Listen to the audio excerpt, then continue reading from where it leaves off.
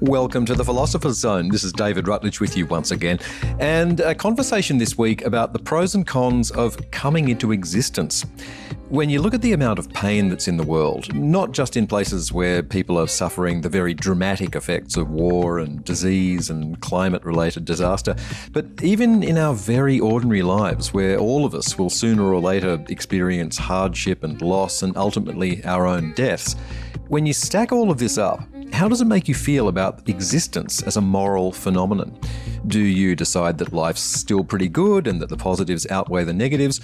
Or do you wonder if maybe it might be better, certainly morally preferable, if you, and for that matter everyone, had never been born at all? Well, my guest this week is of the latter persuasion. His name is David Benatar. He's a professor of philosophy at the University of Cape Town in South Africa, and he's one of the world's leading proponents of anti-natalist philosophy, which in a nutshell holds that to bring a sentient being into a world such as our own is to do that sentient being a grave moral injury. In 2006, David Benatar published a book titled Better Never to Have Been: The Harm of Coming into Existence. And when you read it, it's not hard to see why it's been such a popular book in spite of its rather confronting subject matter. As we're about to hear, anti-natalism of the kind that David Benatar espouses has a fascinating and compelling moral logic behind it. And rather than just being a species of bleak misanthropy, it's animated by a certain spirit of compassion. Well, all of that said, I should mention that this conversation covers topics such as suicide that some listeners might find confronting. David Benatar joins me now. David, welcome to the program. Thank you. Nice to be with you. I want to begin with the biological drive to procreate, which gives rise to what you describe as the predicament of existence. Because we can marshal any number of ethical or philosophical arguments against antinatalism, but arguably none of those arguments stands as a refutation in quite the same way as that biological drive to reproduce does. So what do you make of it? Well, I wouldn't treat the biological drive as a refutation. It might be a defeater in some other kind of psychological way. So it may be that no matter what the arguments are for antinatalism, the biological drive will override them. But I don't take that to be a refutation. I also don't take the fact that there are biological drives to be an indication that we should be procreating any more than any other number of biological drives that there might be. So aggression might be one of the drives that we have. That doesn't mean to say that you allow it to proceed unchecked. There is a familiar moral narrative, isn't there, though, that attends the whole business of procreation and the raising of families. And it has to do with procreation as a kind of altruistic act. The parents give the gift of life to their child. They make all sorts of sacrifices in order to give that child an upbringing. And ideally, the happy child grows up to be a well-adjusted adult who in turn contributes to the greater good. Is that a narrative that you completely reject? Is there some truth to it, do you think? There's some, but not a part that undermines antinatalism. So I do think it's deeply confused to suggest that in procreating, one's giving a gift to the being that's brought into existence. I think that's just a complete confusion and a morally odious one. But once a child exists, then I think that you can do a better or a worse job raising it. And I do think that many parents do make sacrifices in order to raise their children.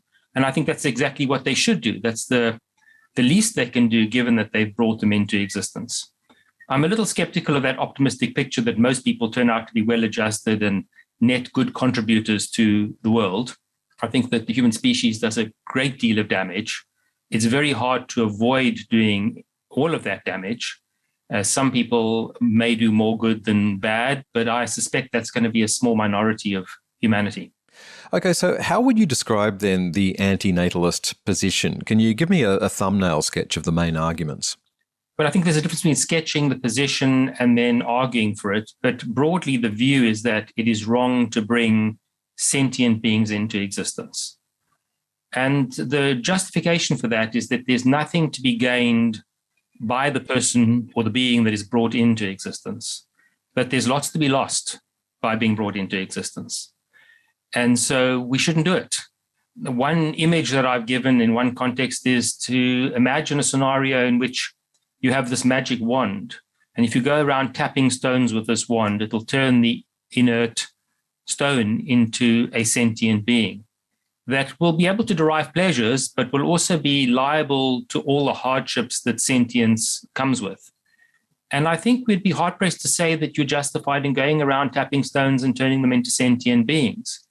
I think this is not a bad analogy for procreation. We're bringing into existence beings that really don't need to be brought into existence, and they'll pay a very heavy price if we do.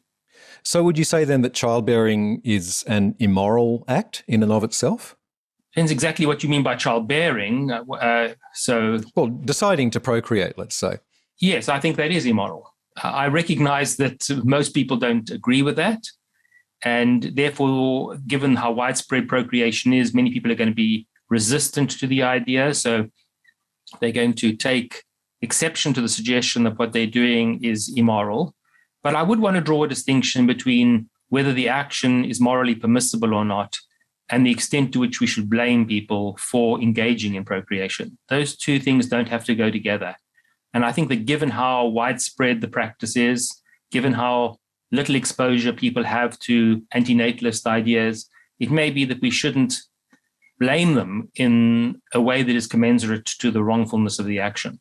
I'd like to continue here with the argument that you present in Better Never to Have Been, which relies on what you see as an asymmetry between pleasure and pain, which is that pain is bad and pleasure is good, but the absence of pain is good while the absence of pleasure is not necessarily bad. Tell me if I haven't got that right, but how do you arrive at an anti-natalist conclusion from this?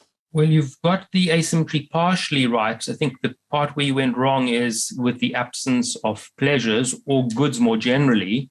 What I say is that those are not bad unless there is somebody who is deprived of them. Oh, okay, yeah. So if you or I are deprived of pleasures or of some other goods, then that absence is bad because we're here to suffer the absence, to suffer that deprivation.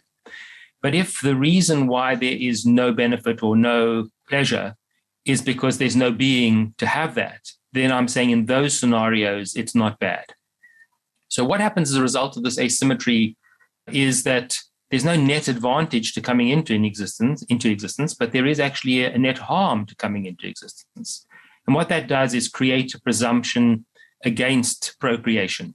Now, it's only a presumption at this point because if the harms of being brought into existence were modest harms, limited harms, then it might well be that the interests of other people, such as parents and grandparents and the broader community in procreation, might outweigh these harms. But in fact, I think that the harms of coming into existence are very serious ones. And so it becomes impermissible, I think, to be treating these potential people that you could create as means towards the ends of others, given just how profound the harms are. Isn't there an asymmetry in the way that you set this out, though, in that you present pain as something that has its own sort of ontological integrity, if you like, whereas pleasure seems somehow relative to people's experience of it. So if you say that an absence of pleasure is neither good nor bad, as long as there's nobody in existence to be denied that pleasure, why can't we say the same thing about pain, that an absence of pain is also neither good nor bad, as long as there is nobody in existence to be relieved of that pain? Well, I think the important thing to point out is that I'm making an axiological claim and not a logical one. So yes, logically, you could just say there's symmetry, but that is going to be completely at odds with very fundamental and important moral judgments that we make. So think, for example, of a scenario in which you know that if you bring a being into existence, it's going to suffer unspeakably. Let's just take a scenario here where it's an unusual amount by human standards of pain and suffering. Well, a lot of people think that you've now got a reason to avoid bringing that being into existence. I think that what explains that is the axiological asymmetry that I was referring to. Think about the flip side, though. Let's imagine that you could produce a child that, by human standards, would lead a good life, a relatively good life. Well, we don't normally think that that's now providing you with a moral reason to have the child. Maybe people will think there's a permission to have the child. Nobody thinks that there's a moral reason to have the child there.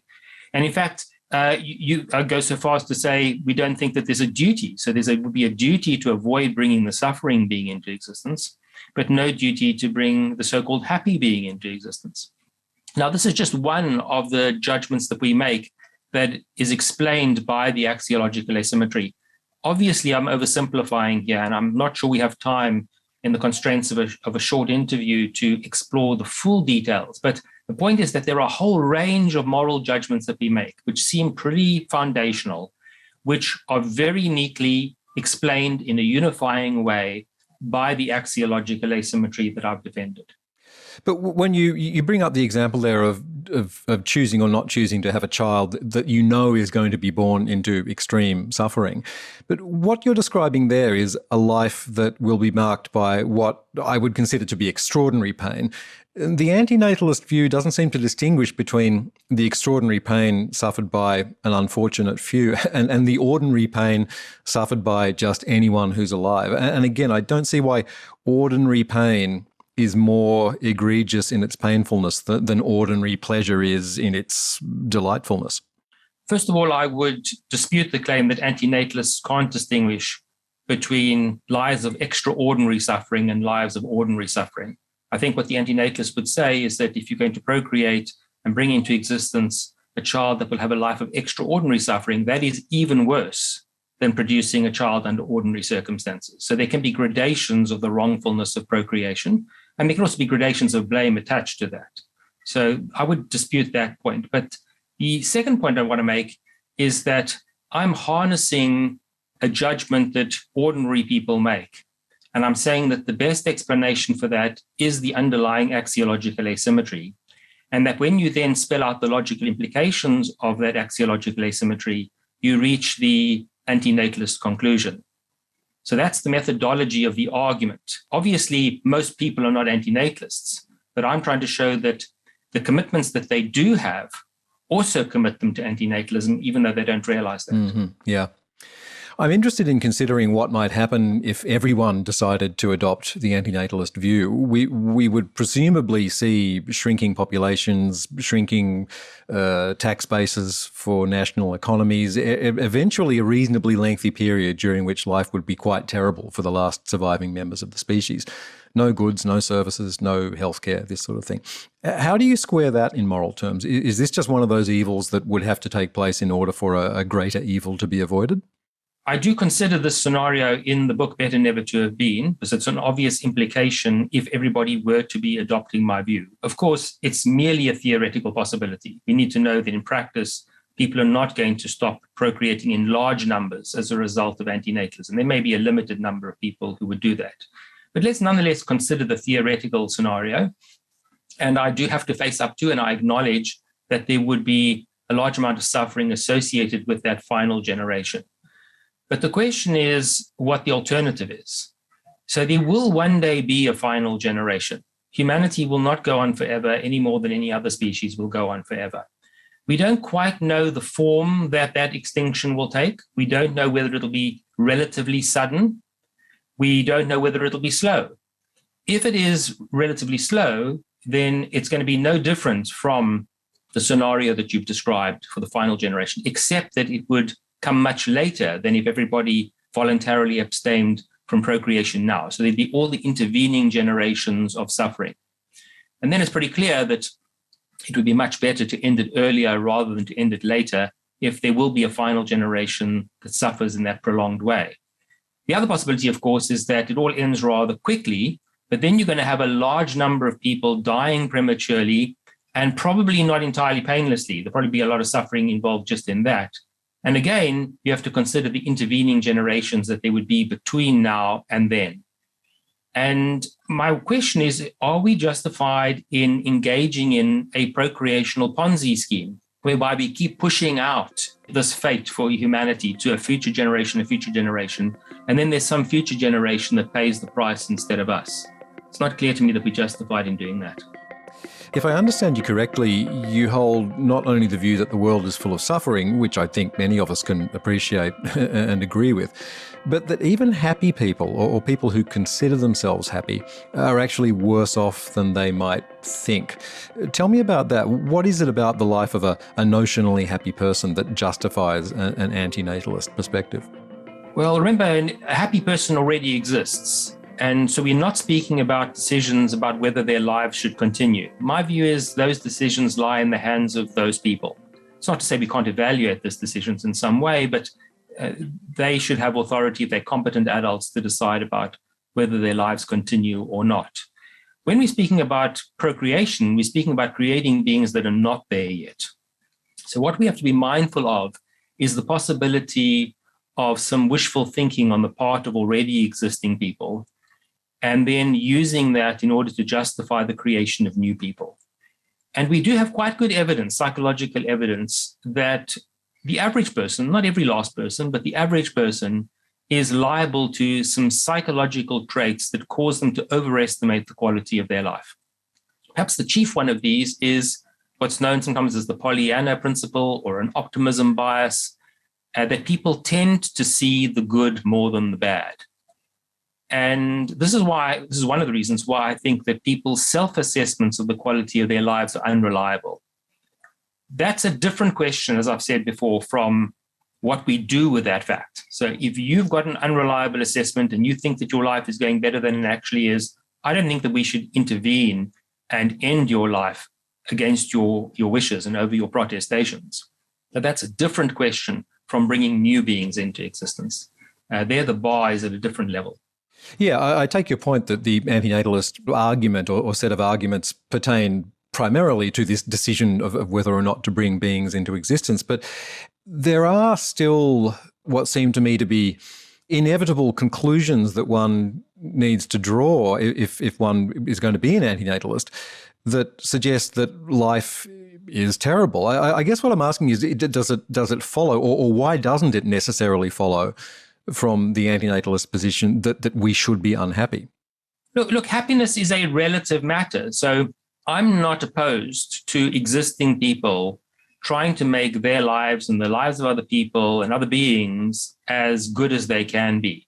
Obviously, once you're here and once other beings are here, there are going to be moral imperatives to make those lives better rather than to make them worse or to leave them the way they are. So I'm not opposed to attempts to improve the quality of life for those people who already exist. What my worry is that if that involves a degree of optimism that spills over into creating new people, then you've moved from the terrain of alleviating to some extent the condition of existing people into perpetuating the human predicament by creating more people. And that's when you begin to do more harm than good. And so I think there are sort of degrees of happiness and different methods of approaching happiness such that we could be in favor of it in some ways, but not be in favor of the kind of exuberant optimism that leads people to think that if they create new people, that their lives on balance are going to be better than worse. So once we're here, you're saying we make the best of it. And so suicide, for example, is not a desirable solution to the problem of existence. I don't think so, because I think there's a human predicament. And the predicament is that life is bad, but death is often, but not always worse. So death is one of the things that's bad about being brought into existence. If you'd never been brought into existence, then you would never die. But once you're brought into existence, you're going to die. And dying, I think, is a very bad thing. Not just dying, but being dead, having your life terminated is a bad thing. So I don't think that you're going to improve the human predicament by prematurely taking your own life. And in fact, taking your own life will in some ways cause lots of bad. First of all, it'll harm the people around you, including people who are very close to you. Those are deep wounds for the survivors to endure. And also, insofar as you can generate any meaning in your life, it's usually, but not always the case, that you need to live longer in order to do it. That the earlier you end your life, the less meaning you can produce. Now, of course, these are modest amounts of meaning, but you're not improving your situation by foreclosing those opportunities. When you say that death is bad, I wonder what you make of the counter view that death is a state of non-being with no more moral weight attached to it than the state of non-being that precedes one's birth. So I should be no more horrified by the prospect of my own future non-existence than I should be horrified by the thought that I didn't exist in 1960. If we see it in that way, death becomes a very neutral fact of life. Why do you view it as intrinsically bad? Let me say at the outset that I can't offer a knockdown argument against that Epicurean view that you've described. I think that's why that argument has survived for the generations that it has. But I do think that if we look at the balance of evidence and the balance of arguments, we should not embrace the Epicurean argument over the view that I've espoused. Again, there's a long argument for that, and it's hard to capture that in the short time that we have available. But it would deeply upset our quite basic judgments about things like murder, about death itself. People spend a lot of energy trying to avoid death. There's something wrong with murder, and I think it's not just that it sows fear in the minds of the people who survive murders. So these sorts of ideas seem to be quite basic, quite foundational, and are not explained. In fact, are contradicted by the Epicurean view. Another point is that we may be wrong. Let's imagine we go with the Epicurean view, and the Epicurean view is mistaken. And now we are killing off people painlessly whenever we can. We're killing ourselves off. If we're wrong about those things, there are very serious costs attached to that. Whereas, let's imagine that the anti-natalist is mistaken and they don't bring new people into existence. Well, the costs attached to not bringing new people into existence are rather modest in exchange. Nobody has been harmed by not having been brought into existence. Whereas if the Epicurean is wrong, there'll be lots of people who would have been harmed by having been killed prematurely. So again, it's not a knockdown argument against the Epicurean, but I think when we stack up all the considerations, the balance of evidence suggests we should reject the Epicurean view. What about the notion that there is meaning to be found in suffering? And this is a tricky one because that intrinsic meaningfulness of suffering can often be, it can stack up to sort of specious arguments against things like voluntary euthanasia. But then on the other hand, people are often inspired by stories of other people who have suffered. Someone like Nelson Mandela comes to mind. And people sometimes come through their own bouts of suffering with a sense of meaning and a new depth of appreciation for life. And it seems to me that there needs to be a reckoning with this kind of experience that goes beyond just saying, well, yes, these people are wrong or they're experiencing some sort of false consciousness. I recognize that suffering and pain can have a benefit for existing people. But it doesn't follow from that we ought to create beings who are going to suffer. So let's imagine you're here and you grow through the suffering. Well, then there's a benefit to you from the suffering. And that's good for you to have that benefit. But the absence of that benefit would not have been bad if you had not existed in the first place. It seems to me that there's a useful distinction to be made between pain and suffering. And if we agree that the difference has to do with the presence of consciousness or the kind of consciousness that we have of that pain, would you also advocate the non-existence of non-human animals, indeed all sentient beings? I do indeed. I think that my arguments apply to non-human animals that are sentient as well. When I look at the natural world, independent of human beings, there's just a vast amount of suffering. I think about the billions of animals that are being eaten alive by other animals every minute. It's an horrific world in which we live. These horrors are often kept from us, or we don't see them. They're hidden, they're obscure, but they're there. And I think it would be better if we lived on a planet, or not if we lived, if there were a planet in which there were no sentient beings. Mars is better than Earth. I'd like to maybe finish up here with the question about the extent to which anti-natalism is tied to a misanthropic philosophy. The notion, for example, that human beings are a kind of virus. The planet would be better off without us because we're destroying the environment, we keep on starting wars and so on. Are we just a bad lot, do you think? I do think we are. You're correct to distinguish two kinds of anti-natalist argument. The one is a philanthropic argument, and the other is a misanthropic argument. My book, Better Never to Have Been, was devoted to the philanthropic argument, and that, I think, is the most important argument for anti-natalism. It's the most far-reaching in its conclusions and the extent of the anti-natalist view that it defends. But there are also misanthropic arguments, which I think are not incompatible with the philanthropic ones. Perhaps I should just say something about the distinction between them. So philanthropic arguments for anti-natalism are those that are rooted in the interests of the being that is brought into existence. The idea is that you're going to be harming somebody by bringing them into existence, and therefore you ought not to do it. Misanthropic arguments are concerned with the interests of other beings that will be negatively affected by your bringing this new being into existence. And so arguments, for example, about climate change, about the impact of the babies that you have on climate change, those are misanthropic arguments, or at least in part they are. One thing you might be worried about is what world will this child inhabit and what will be the quality of its life? That's the philanthropic component.